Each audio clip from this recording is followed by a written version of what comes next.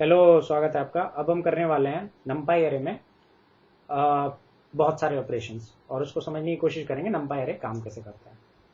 तो छोटे छोटे ऑपरेशन से स्टार्ट करते हैं। तो पहले तो दो नंपाई एरे बना लिया मैंने। एक ये कैरेक्टर का नंपाई है और दूसरा जो है नंबर का नंपाई है। अच्छा, एक्स को प्रिंट करोगे तो आपको ये बताएगा कि भाई ये डी टाइप कैरेक्टर है। अच्छा, इसमें अगर इसका मैं लेंथ बढ़ा दूं जैसे, तो ये इसका टाइप जो है थोड़ा सा एक्सपैंड हो जाता है। तो इनका मतलब होता है, यू का मतलब यूनिकोड है और ये basically less than, greater than, pipe, ये आपको तीन चीजें दिख जाएंगी। और इसका लेना देना इंडियननेस से है, बट वो हम बाद में देखेंगे। बट पॉइंट ये है कि आप अगर कैरेक्टर को बड़ा करते हो तो मतलब यहाँ पर आपको टाइप जो है चेंज होता हुआ दिखेगा। खैर, इससे ऑपरेशंस में सच कोई फर्क नहीं पड़ता, बट दिमाग मतलब दिमाग में रखना ये चीज। ओके। अच्छा, अब हम A B B C D E F ऐसा हमने ऐसा एक वेक्टर बना लिया।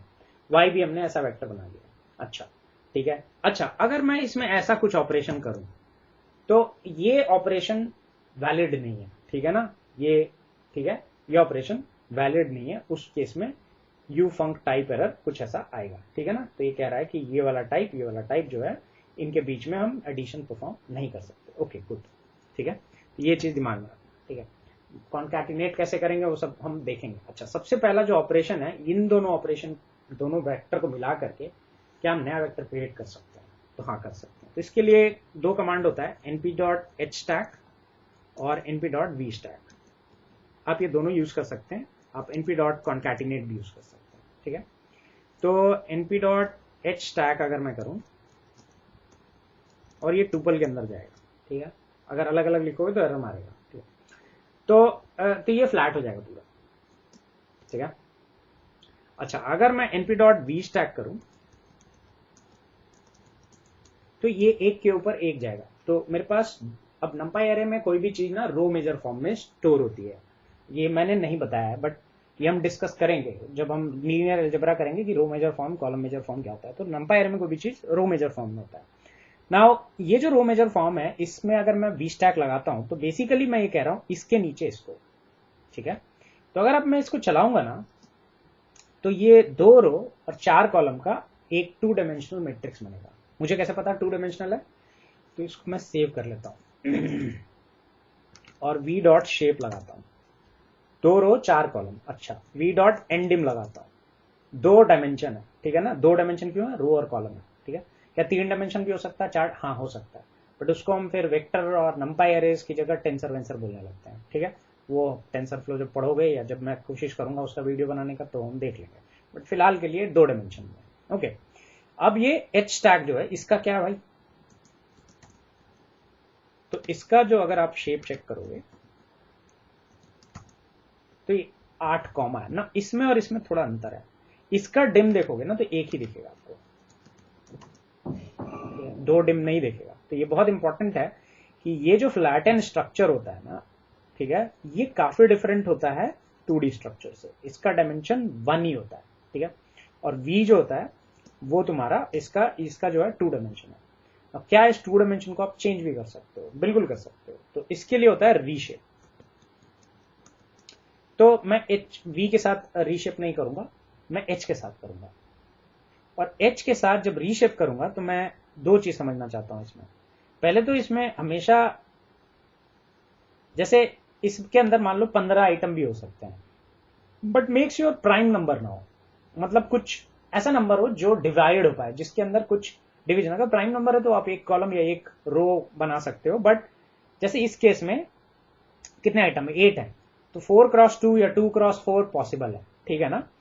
बट 3x3 पॉसिबल नहीं, क्योंकि 9 हो जाएगा उस केस में। तो कहने का मतलब, अगर जितना एलिमेंट है उसको हम उसका हम फैक्टर कर पाए तो उतना उस तरह का 2D मैट्रिक्स आप क्रिएट कर सकते हो।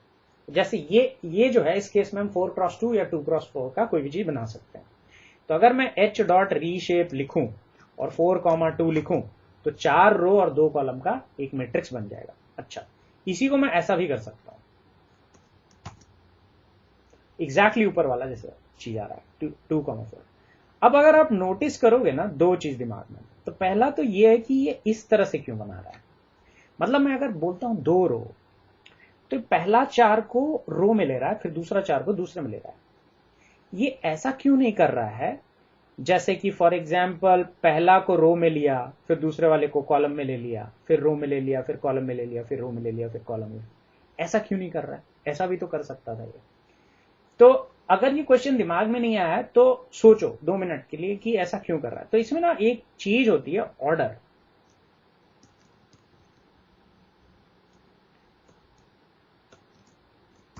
तो अगर मैं ऑर्डर ऐसे लिखता हूं, ठीक है, तो ये बहुत इंटरेस्टिंग है कि अब तुम्हारा आउटपुट काफी डिफरेंट है। तो बाय डिफॉल्ट जो ऑर्डर है ना वो सी स्टाइल होता है, ठीक है। एफ का मतलब फोर्ट्रन है, ठीक है। तो बाय डिफॉल्ट जो है सी स्टाइल होता है।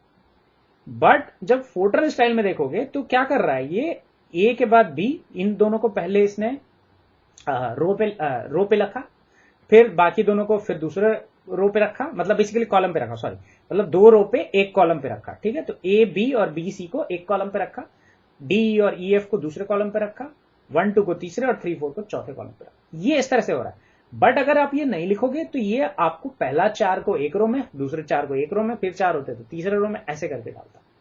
अच्छा, ये एक इंटरेस्टिंग फैक्ट है। तो ये चीज ध्यान रखना, इसके अंदर ये ऑर्डर पैरामीटर से ये चीजें बदल सकते हो आप, ठीक है। नाउ ये एक बात हुआ। अच्छा, इसमें अगर मैं ये देखूं, अगर ये चीज तो चलो ठीक है, ये बात समझ में आ रही है कि इसमें ऐसा ऑर्डर करने का टेंडेंसी है, बाय डिफॉल्ट ये सी स्टाइल होता है, ओके। अच्छा, इसमें अगर ये ऐसा हो जाए, मान लो मुझे, मान लो मैथमेटिक्स नहीं आती, मुझे ये पता है कि 2 रो मुझे चाहिए, मैं चाहता हूं नंपाई एरे 4 कॉलम अपने आप, गेस, मैं कहता हूं नंपाई एरे तुम गेस कर लो भाई। उस केस में आप हमेशा एक पैरामीटर को माइनस छोड़ सकते हो। उस केस में नंपाई एरे अपने हिसाब से कैलकुलेशन करके 4 कॉलम दे देगा आपको 2,4 लिखने की जरूरत नहीं है। अच्छा, इसको मैं अगर ऐसे भी देखूं तब भी ये चल जाएगा, लेकिन ऐसा नहीं होगा।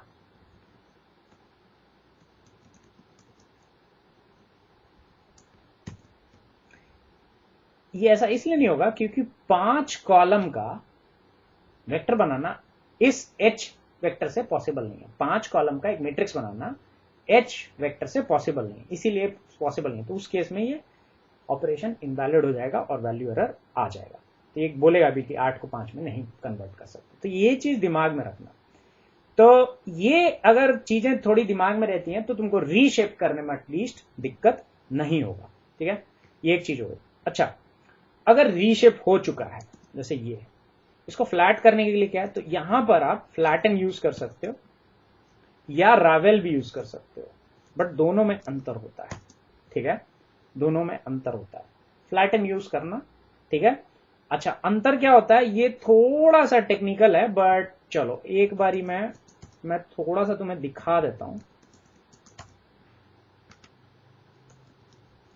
ये मुझे बहुत साल पहले स्टैक ओवरफ्लो ने बताया था। मैंने क्वेश्चन पूछा था कि भाई ये कुछ चीजें बदलती दिखती हैं, कुछ चीजें बदलती नहीं दिखती हैं, ऐसा क्यों होता है। अब इसमें ना एक ही डिफरेंस तुमको दिखेगा कि ये जो ओन डेटा है ये तुम्हें दिख रहा होगा, यहां पर ट्रू है, और जो आपका फ्लैटन यूज किया वहां पर ये ट्रू है, और जो रावेल यूज किया है यहां पर ये फॉल्स है। सो अगर मैं ना इन दोनों को देखूं, वी एफ को और वी आर को, ये देखने में एक जैसे लग रहा है, ठीक है। अच्छा, अब मैं क्या करता हूं ना, जो ओरिजिनल वी है इसको चेंज करता हूं, ठीक है, और वी आर को प्रिंट करता हूं, और तुम देख सकते हो क्या हुआ है। मैंने सिर्फ V0 चेंज किया है और यहां पर VR में चेंजेस आ गए हैं। अच्छा, अगर मैं यहां पर VF को देखता हूं तो इसमें कोई चेंज नहीं आया। तो ये बहुत बड़ा, इसीलिए रावेल यूज नहीं करना, ठीक है ना। तुमको पता नहीं है कि बेसिकली ये लगता है देखने में एक जैसा, it doesn't mean they are the same. तो नंपाई या पांडास में बहुत सारे फंक्शनैलिटी ना एक ही काम करती है, बट बिहाइंड द सीन्स ना उसमें कुछ डिफरेंट होगा। तो ये मैंने मतलब बहुत मुश्किल से समझ में आया मुझे, क्योंकि मैंने कुछ मिस्टेक, ब्लंडर कर दिया। तो यहां पर तुमने देखा कि मैंने एक आइटम बदला, और ये ओरिजिनल, अगर मैं V0 को चेंज कर रहा हूं, समझ रहे हो, ओरिजिनल वेक्टर को मैंने बदला, और वो चेंजेस मेरे को दिख रहे हैं कि VR में हो गए, बट मेरा VF में कुछ बदला नहीं है, कुछ चेंज नहीं हुआ है। ऐसा इसलिए हो रहा है क्योंकि बेसिकली ये तुमको दिखा रहा है कि ये फ्लैटन है, बट ये एक्चुअली क्या फ्लैटन है, मतलब बेसिकली क्या है फ्लैटन नहीं। बेसिकली ये क्या कर रहा है, जैसे ही आप 0 लिख रहे हो तो आप का बेसिकली ये जो 0th एलिमेंट था यहां पर कहा गया, ये इसको पूरा का पूरा स्केल कर रहा है, राइट, ये सब कुछ स्केल कर रहा है, राइट। तो नाउ अगर मैं इस वेक्टर को वापस से बना लूं एक बारी, इसका नाम रखते हैं Vx, ठीक है, सेम नाम नहीं रखेंगे। और Vx में मैं अगर 0th एलिमेंट को देखूं तो ये मेरे को बोल रहा है ये है, ठीक है। इसमें अगर मैं ऐसा कर दूं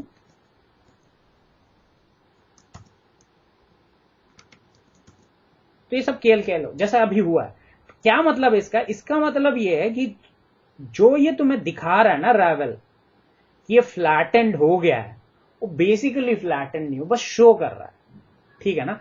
इसीलिए रावल में ये वाला जो ओन डेटा है वो फॉल्स है तुम्हारा, अदरवाइज ये ट्रू होगा इन केस तुम्हारा जो ये वेक्टर रिटर्न कर रहा है ये डिफरेंट है। अगर ये वेक्टर रिटर्न कर रहा है, जो भी चीज रिटर्न कर रहा है, जो भी अगर ये डिफरेंट है तो ओन डेटा में ये ट्रू होगा। नाउ इसका मैं तुम्हें स्टैक ओवरफ्लो पे एक क्वेश्चन भी दिखा सकता हूं जो बहुत सालों पहले मैंने पूछा था, जस्ट टू शो यू कि ये क्वेश्चन मुझे भी इसका आंसर काफी साल पहले समझ में आया। ओके, सो मुझे नहीं पता मुझे कितना पीछे जाना पड़ेगा, बट मैं एक्टिविटी नहीं क्वेश्चंस में जाऊंगा और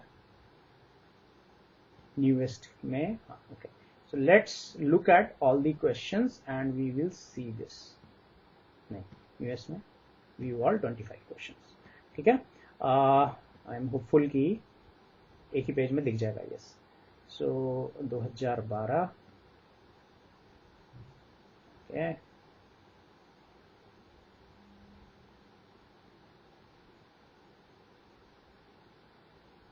हाँ, ऑब्जेक्ट चेंज इन पाइथन। सो 2014 में मैंने पूछा था और मुझे बिल्कुल आइडिया नहीं था कि ये क्वेश्चन क्या है। And then this guy explained me कि भैया तुम फ्लैग्स देखो, whenever you get ND array object और it's subclasses, it's possible to check if it is memory view और not based on own data. तो अगर memory view है, ठीक है ना, और अगर ये मेमोरी व्यू है तो उस मेमोरी व्यू है कि नहीं है ये पता करने के लिए it's very important that you should check for own data, ठीक है ना। तो जैसे इस केस में ये ट्रू है, हमारे केस में भी अगर आप देखोगे तो ये चीज आपका जो VF के लिए, फ्लैटन के लिए ट्रू है, तो मतलब ये एक अलग कॉपी बनी है। और यहां पर जो देख रहा है आपको VR, ये बेसिकली वही कॉपी है उस, तो अगर आप चेंज करोगे तो उसके अंदर ही सारे चेंजेस होंगे।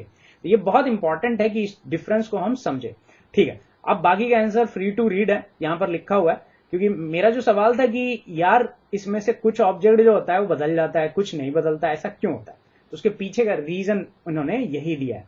तो ये काफी फुलफिलिंग सा, इंसाइटफुल सा आंसर था। और इस तरह की चीजें ना काफी इंटरेस्टिंग होती है। इसमें एक जो चीज जिन्होंने लिखी, मेंशन करी हुई है आउट पैरामीटर के बारे में, ये भी हम देखेंगे आगे चल के कि कब आउट पैरामीटर कब यूजफुल हो जाता है। बट इन जनरल फ्लैग्स देख करके आपको चीजें समझ में आ जानी चाहिए, तो इससे काफी वो हो जाएगा। अच्छा, एक ने आंसर ये किया कि रीड द डॉक्स और ट्राई।